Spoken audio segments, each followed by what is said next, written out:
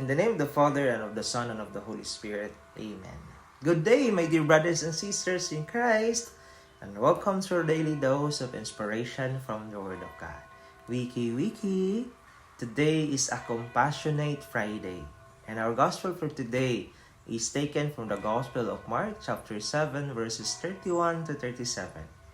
And here we see Jesus showing His compassion once again. He comes across a man who is deaf and has difficulty speaking. And what does Jesus do? He touches the man's ears and says, Ephata, which means be open.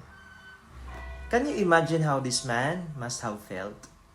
Not only did Jesus physically heal him, but He also spoke directly to him in His own language. That's real love and compassion right there.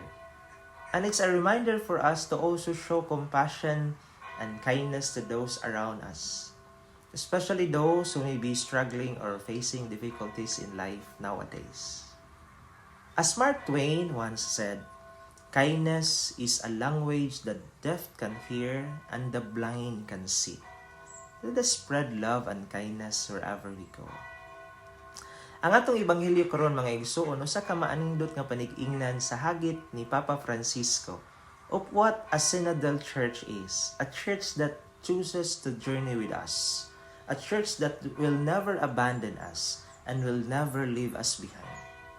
Ang gihimo nga pag-alim ni Jesus sa tao nga bungol ug amang usa ka pagpakita nga that even in our darkest moments of our life, God is always with us. Ing-ana ang epekto sa gitawag compassion when we know how to suffer with. Kabaluta mo bati sa uban, muhilak uban nila, muantos uban nila. Being compassionate is who we are.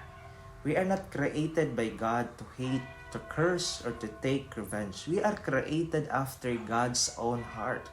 We are created to love. Bisan unsa nato kabagsik, kamanoy, kaisog nga kasagaran nato baho ray isog. Magpabilin nga atong kasing-kasing malumo sama sa Ginoo. Ingon pa, walang matigas na tinapay sa mainit na kape.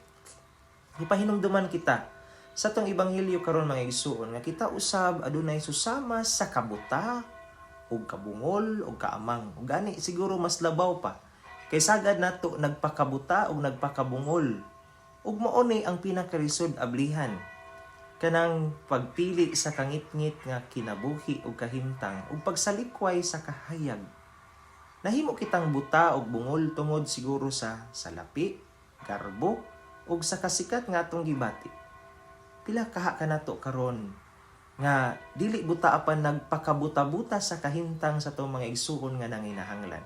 Dili bungol apan nagpakabungol-bungol sa kahimtang sa uban usab nga nanginahanglan. Maayo kayo kita mo ingon og condolence sa tagtungod nga namatyan. Mga pipa. Pero sa buhi pa ambot og nagpakabana bapod kaha kita.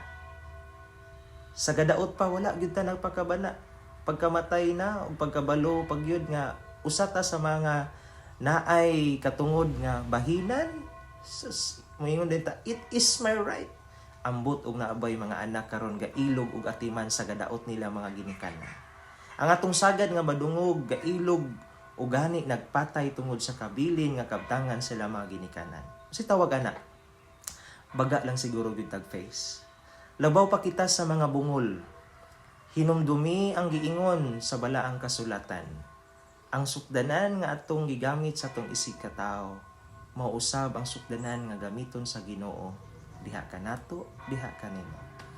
Remember, at the end of the day, it will always be about relationships sa Ginoo o sa atong isig katao. Hinaot pa unta. Let me pray for you and receive God's blessings. Almighty Father, open our hearts, minds, and souls to the power of Jesus' love and compassion, especially to all we will meet today. Amen. May the Lord bless you and keep you. May the Lord let His face shine upon you and be gracious to you. And may He look upon you kindly and give you peace. In the name of the Father, and of the Son, and of the Holy Spirit. Amen. Have a good day. Be blessed and be a blessing to others. Amping sa kanunay.